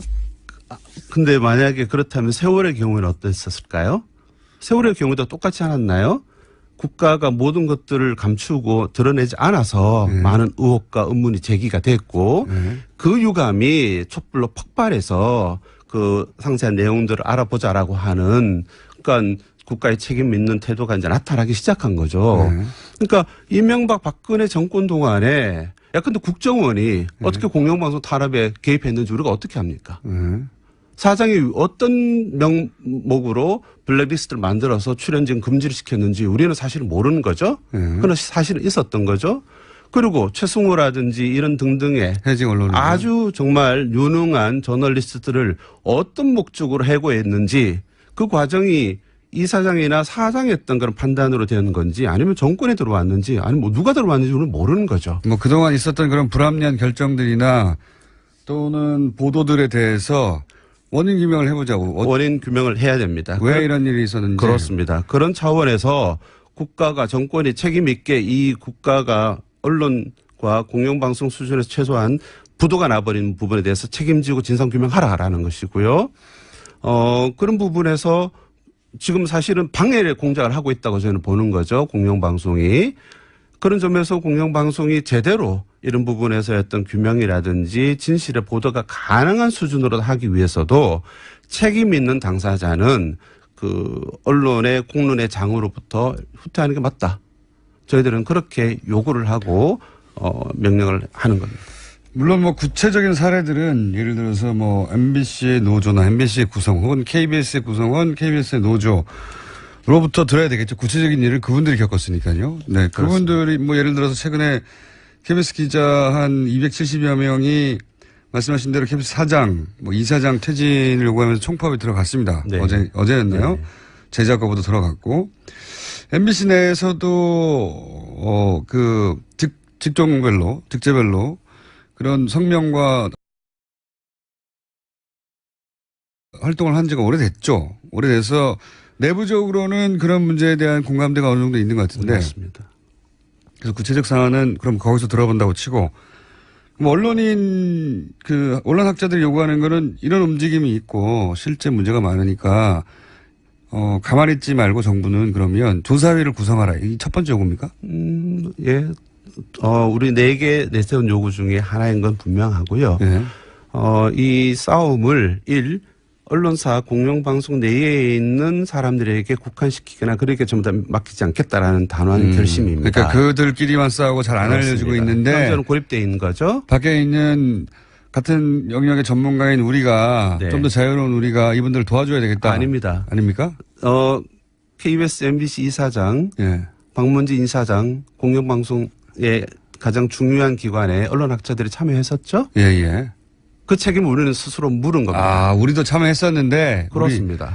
우리 분야도, 우리 학자들도 거기 참여했는데. 그러니까 공영방송이 지금처럼 이렇게 몰락 개판이 된 데는 네. 단순히 그들의 탓만이 아니라 그걸 방임하고 방조하고 심지어는 참여해서 정책적으로나 혹은 인적으로 참여해서 이렇게 만드는 우리의 책임도 있다는 걸 분명히 묻는다. 그렇다면 현 사태를 개선하는 것도 우리의 책임이다. 언론학자들이. 이렇게 저희의 자책을 하는 것이고요. 아, 그러니까 이게 이제 관찰하다 보니 그런 문제가 있어서 개입하는 게 아니라 네. 이거 언론학자 우리들의 문제이기도 하다. 그렇습니다. 이건 그래서 일종의 자체 고발이고요. 예. 그래서 실명으로 우리 안에 또 적폐가 있었다라는 것을 내세우는 것까지는 저희가 용기 있게 용감하게 하지는 못했죠. 더 많은 우리 분들의. 언론학자들 중에 누구누구도 문제 있는 거 아니냐. 우리끼리도 자성해야 된다. 여기까지는 못하셨다고. 까지는 익명으로 동료들이다 처리를 보니. 했습니다. 좀 더 많은 분들의 이름을 얻기 위해서 불가피하게 했었고요. 그러나 그 부분은 다시 학교로 돌아가서 학교 내에서 학교에서는 다툴 비판적인 것이다. 어떤 그런 다툼과 문제 제기로서 사실 지식인 사회나 학교가 망했지 않습니까? 지난 정권 동안에. 라는 것들을 책임 있는 언론학회에서부터도 시작하자라는 점에서 그 논의를 사실 시작하고 있는데요. 혹시 KBS 기자들 혹은 뭐 MBC PD들 많습니다. 사실 이런 얘기를 하는 분들은 워낙 보도가 제대로 되지 않아서 MBC 내에서 MBC PD들이 그런 얘기를 한다는 걸 MBC가 보도하지 않고요. KBS 기자들이 이런 욕을 한다는 건 KBS가 보도하지 않으니까 맞습니다. 있는지를 모르죠. 있는지를 모르는데 실제로는 아주 부글부글 하는 이야기들이 많습니다. 저희들이 어저께 기자회견 하는데도 카메라가 2개가 떴는데요. 네. 경향신문이 카메라를 띄워서 이제 동영상으로 배포했고요. 하나는 MBC가 떠서 제가 노조위원장에 물어봤습니다. 그래서 무슨 카메라고 하니까 체중 카메라일 가능성이 높다고 했습니다. 카메라. 그러니까 우리가 지금 이렇게 중요하게 문제 제기하는 게 고립되고 네. 사실 MBC 안에 싸우고 있는 많은 목소리들이 완전 이렇게 폐쇄되어 있죠. 그분들하고는 혹시 교류가 있으십니까? 어저께 나와서 뜨거운 눈빛을 사나이들 사이에서 교환을 했었고요. 처음 있는 일입니까? 사나이들만 교환했겠습니까? 여성분들 당연히 사실은 있었겠죠. 예. 오셔서 작가분이나 PD분들 오셔서 저희들과 뜨거운 또 포옹도 했습니다. 처음으로 혹시 언론학자들과 이런 그 공영방송 내 구성원들과 만난 겁니까? 언론학자들은 사실 자존심도 세고 또 부끄러움이나 이런 소박해서요. 예.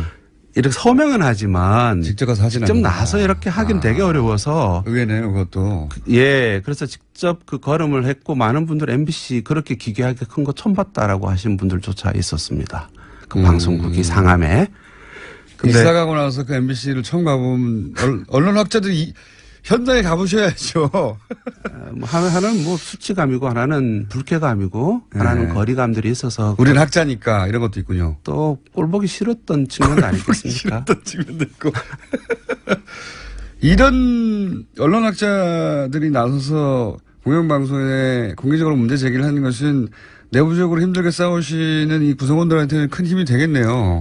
예, 말씀드렸다시피 뭐 저희 뭐 언론 등상에 있는 활동가 입장에서 자주 봤던 표정과 어제 몇 분 아니지만 125명 이름으로 학자 학계 이름으로 왔을 때 그분들 대하는 표정은 정말 달랐습니다. 학자들이 이런 자리를 오히려 찾아가서 기자들과 네. 구성원 PD들과 네. 여기서는 학문적인 관점에서의 관점도 그 이론도 논리도 제공하고 그쪽에서는 절박한 상황에 대한 구체적인 사례들도 학자들에게 전달하는 만남의 장이 더 있어야 되지 않을까요? 그래서 제가 이야기할 때 부끄럽다고 말씀드렸고요. 그동안 그렇게 못했던 게? 뭐 개인적으로는 인정 안 하고 싶습니다만 다수의 주류 언론학자들은 네. 예, 권력의 주구였다. 권력의 핵심이었다. 그렇기 때문에 현실의 사정을 청취하기는커녕 오히려 조장한 책임이 있다. 그래서 걸음을 계속 하고 이 부분에 대해서 당신들이 책임져라라고 하는 강한 질책과 비판의 목소리들을 안팎에서 많이 제기할 필요가 있습니다. 저희도 사실은 뭐 라디오 방송을 하고 있기 때문에 이 KBS나 MBC 방송의 내부 동향이나 혹은 그 뭐 해고되신 분들이나 네. 혹은 그들 느낀 문제의식에 대해서 관심이 많아요. 그러실 것 같습니다. 관심이 많은데 이분들 인터뷰하는 게 그렇게 녹록하지 않습니다. 쉽지가. 왜냐하면 그분들을 인터뷰하는 순간 그분들은 또 사내에서 한편으로는 그런 주장을 하는 시민이기도 하지만 또 한편으로는 직장인이잖아요. 직장인으로서는 바로 불이익을 당하거든요. 맞습니다. 하기가 쉽지 않아서 이 문제를 다루기가 쉽지 않습니다, 사실. 사실은 뭐 최승호나 이런 관록에 있는 선수들이야 놔둬도 지들이 알아서 이제 싸워갈 텐데 그 어린 친구들 이 스스로 양심에 따라서 움직이는 친구들은 정말 보호가 필요합니다. 제가 이 행동을 시작하게 된 거는 MBC의 가장 그 말단 그 기자가 있었습니다. 실명을 밝혀도 될지 모르겠는데요. 밝히시죠, 뭐. 예, 곽동건 기자가 그 공채의 마지막 기수인데요. 보도국에 그 이제 들어간 친구들과 함께 이 투쟁에 가담을 했습니다. 그 내가 알고 들어왔던 MBC가 아니다. 뭐 이런 거죠. 그렇겠죠 아마도. 더 이상의 수치와 모멸, 환멸은 거부한다. 그래서 사실은 그 친구가 이제 저희가 제 학교에서 직접 가르친 친구는 아니지만 언론학자로서 언론학을 공부해서 공영방송에서 한국 민주주의, 언론 민주주의를 책임지겠다고 들어간 친구들이죠. 그런 친구들에게 우리가 힘을 보태는 것은 물론이고 우리가 책임을 져야 된다는 거고요. 그 친구들이 사실 제가 동거나 선생들도 나간다. 버텨라. 김장겸은 아웃. 곽동건은 스테이. 뭐 이런 목청을 냈을 때도 알면서도 그 친구들은 저희들이 갔을 때도 제 1인 시위 때나 우리 기자회견 때 나오지 못합니다. 그렇지만 저희들은 다 아는 거죠. 자, 오늘은 그런 성명이 났다는 소식까지 전하고요. 네. 앞으로 한 번 더 모시면 그때는 뭐 KBS, MBC 그 당사자들, PD 또는 뭐 기자 이런 분들과 함께 다시 한번 이 자리를 마련하고 싶은데 앞으로 계획은 어떠십니까? 하나만 좀 말씀을 좀 짧게 드리죠. 이걸 공영방송에 있는 기자 언론인 문제만으로 우리가 국한시키지 말자라는 거죠. MB 박근혜 기간 동안에 언론과 표현의 자유로 억압받은 많은 민중 대중들이 있습니다. 우리는 국제적인 질서로도 계속 그렇습니다. 떨어지고 이 있습니다. 문제까지를 언론 탄압 진상조사위원회에서 다루려고 하는 것이고요. 최승호도 그렇게 말했습니다. 해직 언론이 몇 명인지를 자꾸 말하지 말자. 그만큼 고통 많은 사람들과 문제에 대해서 우리가 눈길을 돌리자라고 했고요. 해직된 분들은 상징적인 부분들이고 사실은 남아있는 사람들도 그런 고통이 그렇죠. 익명에 너무나 많은 무수한. 그로 인해 피해를 받은 거는 국민 다수죠. 그렇습니다. 예. 그래서 저희들은. 그래서 MBC 뉴스를 안 보게 되는 거 아닙니까? 맞습니다. 안타깝게도. 그렇습니다. 그래서 제가 오면서 생각했는데요. 여기 TBS에서 뉴스 공장이 돌아가지 않습니까? KM에도 뉴스 공장이 돌아가도록 해야 된다. 그래서 저희는 무슨 얘기인지 모르겠지만 하여튼 저한테 유리한 내용인 것 같아서. 지금 공장이 안 돌아가니까요.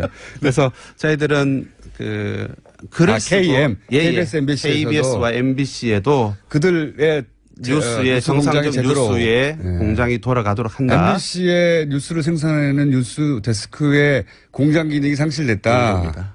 예. 그래서 저희가 할 수 있는 거는 뭐 글을 쓰는 거고 이제 가진 입으로 말을 하는 것이겠지만 행동으로도 나선다. 그래서 방통위가 되든 국회가 되든 뭐 청와대 국무총리가 되든 우리의 이 분명한 의사 학계의 125명의 이름으로 모아진 여론은 적극적으로 이 뜨거운 여름에도 계속 전달하겠다. 이까지는 약속을 드리겠습니다. 알겠습니다.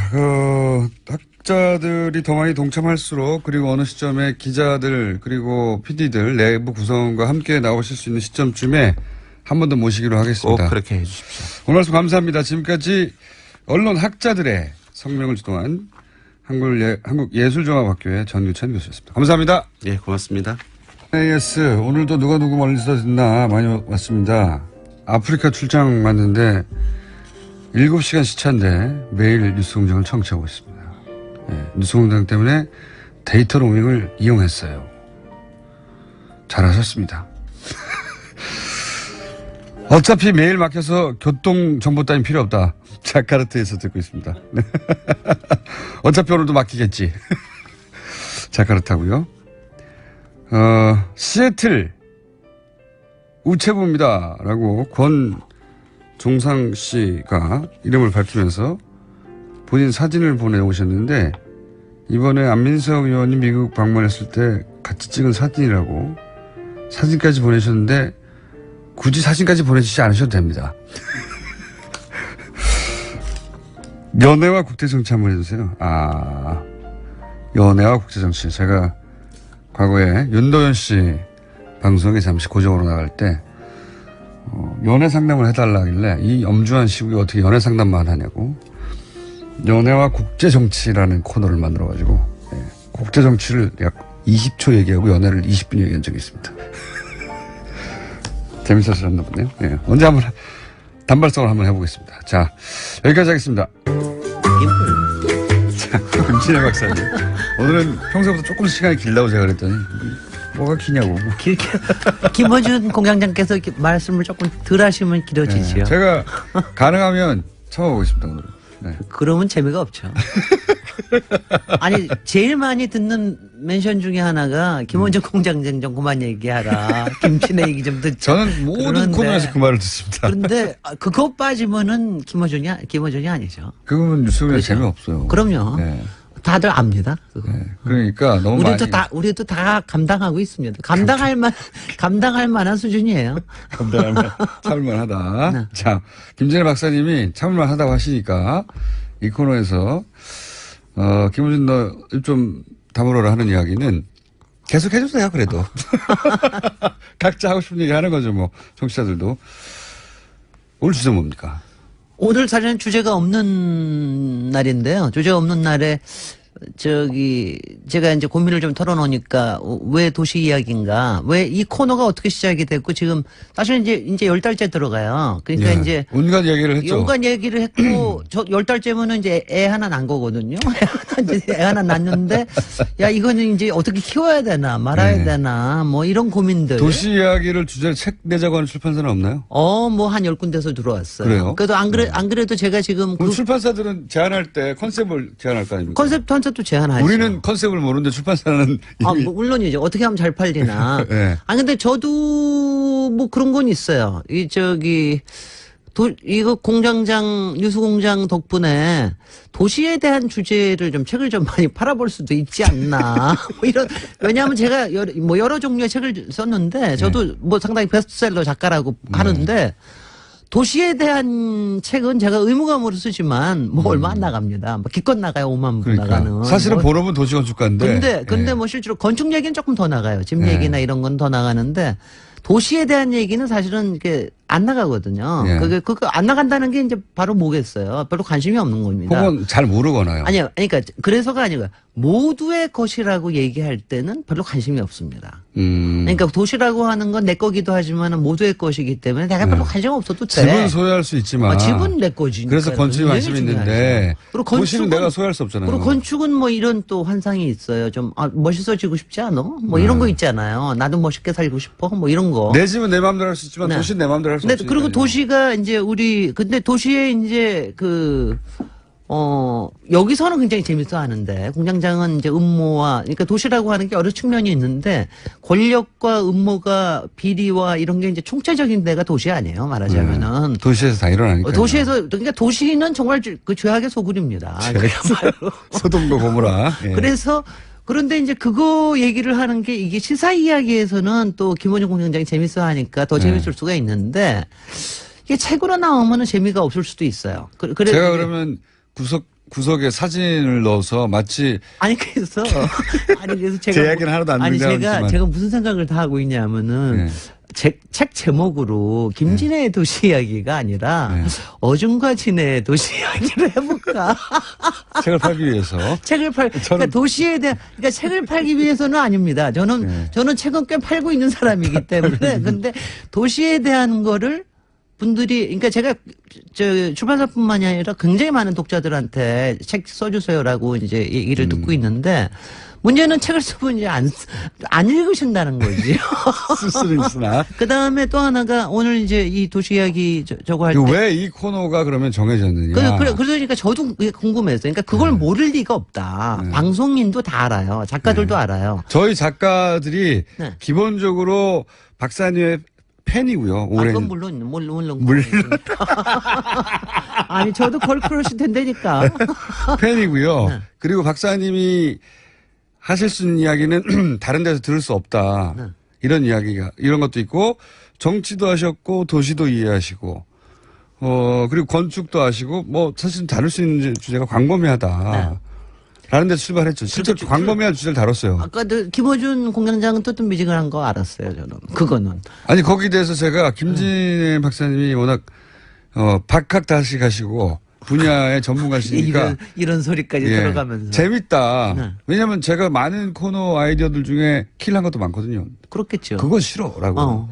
김진애 박사님, 그건 재밌겠어. 아니, 그런데 이런 태도였어요. 그래서 시작한 건 압니다. 그러니까 김어준 때문에 시작된 게 아니라 우리 작가 중에 한 분이, 특히 건축가 나오신 작가분이 한 분이 굉장히 이제 저를 좋아해서 이걸 한번 해보자. 책을 많이 읽어봤고, 실제로. 그리고 실제로 그 건축가 작가분이 저 때문에 건축가 선택하신 그런 얘기도 저 들었고요. 때문에 인생을 베린. 저하고는 상관없는 이유예요. 저는 그 이유 때문에 한 건 아니고. 그러니까 건축가 나온 사람들은 굉장히 여러 종류의 일을 하는 사람이 있는데 그 중에 이제 방송 작가도 하나 나왔어요. 그래서 이제 왜냐하면 건축이 워낙 또 불황이고 그러니까. 작가된 지 오래됐습니다. 그래서. 책을 낸 게 아니고. 아니, 근데 그게 굉장히 좋은 겁니다. 저는, 왜냐면 오늘 얘기가 막 여러 가지로 갈 것 같긴 한데, 건축가를 나온 사람들이 여러 다방면의 일들을 할 수가 있어요. 실제로 건축하는 사람들이 박학다식하고, 그러니까 관심이 여기저기 많아요. 그리고 감성과 이성이 발달돼 있고, 권력에도 관심 있고, 정의에도 관심 있고. 평균적으로 그런 면이 좀 있는 것 같아요. 있어요. 그러니까 왜냐 이 분야 자체가, 그리고 기술적인 것도 있고 예술적인 것도 이게 있고. 인문학적 소양이 있어야 좋은 건축가가 되잖아요. 그럼요. 그러니까 이게 그러다 이런 보니까 겁니다. 그러니까 공간이라고 하는 게 인문학적인 꿈을 공간으로 만들어주는 일이거든요. 그러니까 그거에 대한 이해와 열정이 있지 않으면 이게 토목하고는 길게 좀 가지 다른 않습니다.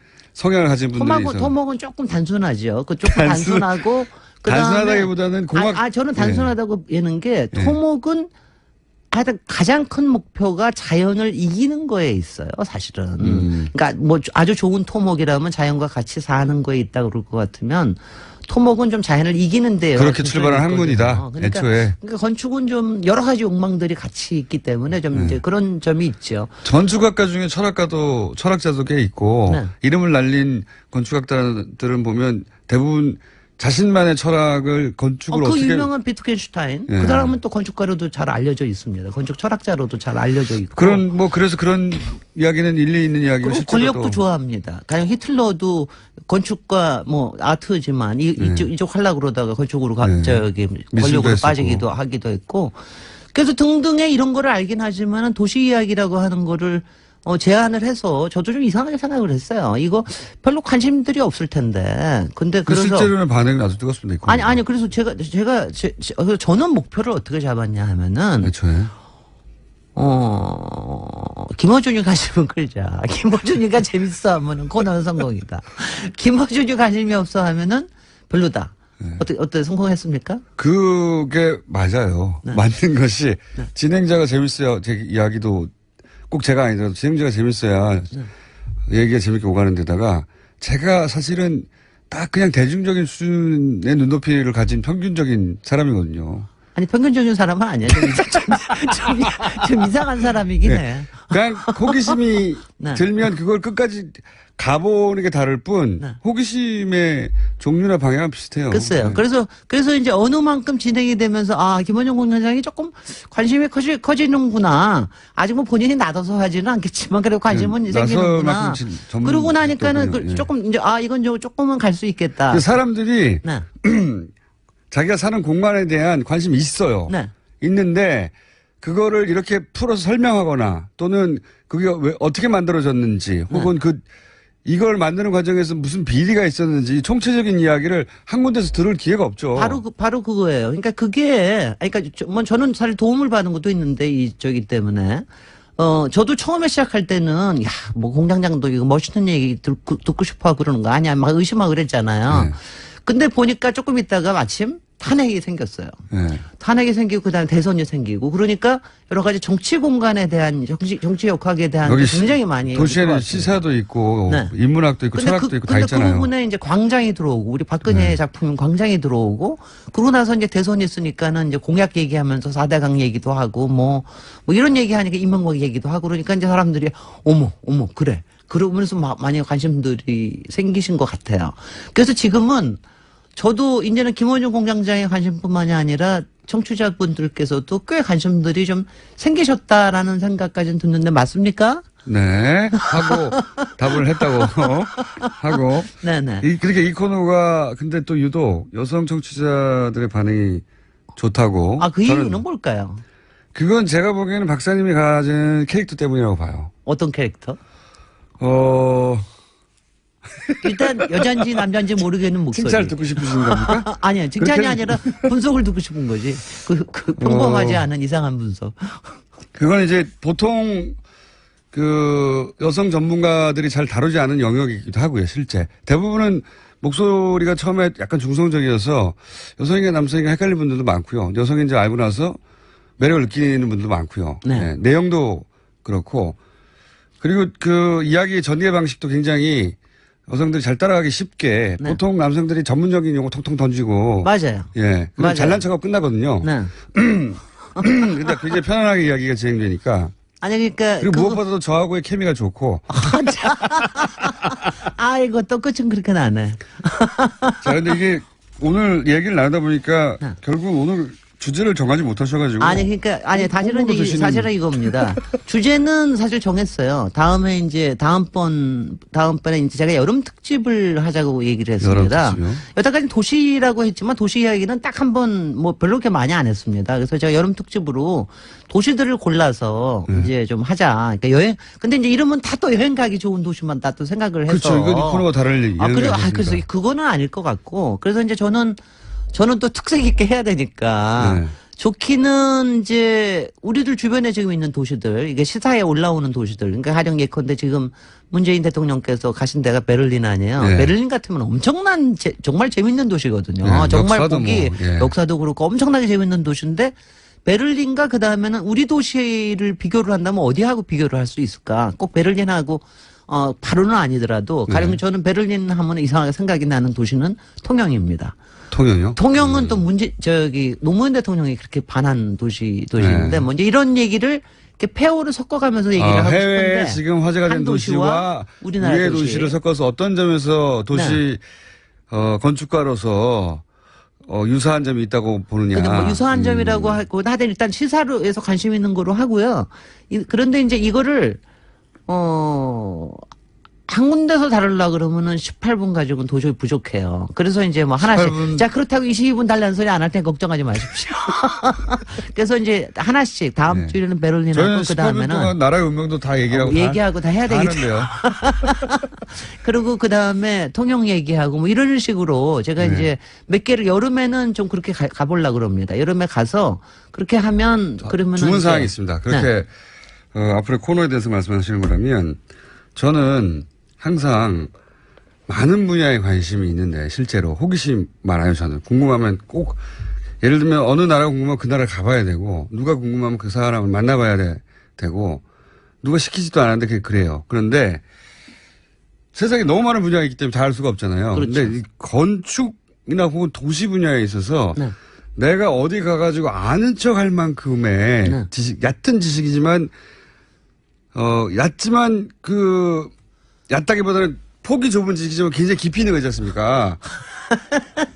주문도 많어. 하여튼. 이런 거 있잖아요. 예를 들어서 와인 얘기를 하면 와인 그거 어떻게 합니까? 그 오랜 역사와 그 라벨들을 모르니까 포기하게 되는데 5분 이내에 아는 척하는 매뉴얼 같은 거 있어요. 그거 있어요. 그거는요. 예를 들어서 여자를 꼬실 수 있는 거, 남자 꼬실 수 있는 거 있어요. 그 와인 자기가 중에서- 좋아하는 건축가 얘기하는데 남자 꼬시는 거하고 여자 꼬시는 거 완전히 다릅니다. 아, 그래요? 네, 완전히 다릅니다. 그거 중요한 정보. 굉장히 중요한 거. 그런 거 말이죠. 여름 그러니까- 특집으로 그런 그러니까 거. 여자한테 얘기할 때 제가 아까 얘기했어요. 제가 여자기 때문에 이걸 어필하는 끌고 부분이죠. 나가는 게 있다고 그러는 게 뭐냐면 이게 호기심이거든요.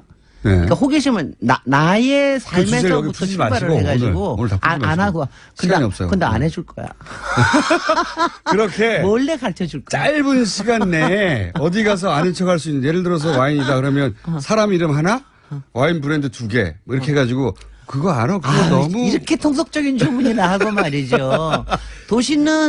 여러분 도시는 사실은 굉장히 여러 가지 얘기가 있습니다. 그 안에 건축도 담고 있고 집도 담고 있고 역사도 정치제도도 있고 있고 정치도 있고 시세도 있고 그다음에 정말 이 비리와 음모에 관련된 것도 있고 여러 가지 우리 생활에 관련된 것도 있고 우리 지난번에 왜 화장실 얘기하니까 얼마나 신나하십니까? 그러니까 그런 것처럼 그러니까 이 얘기는 무궁무진하니까 여름 특집으로 그러니까 제가 여름 특집으로 하고 10분 만에 김원준 공장장이 잘릴 때까지 할게요. 10분 만에 파악할 수 있는 여름 특집으로 파악할 수 있는 10분 만에 아는 척 할 수 있는 아는 척 매뉴얼. 네.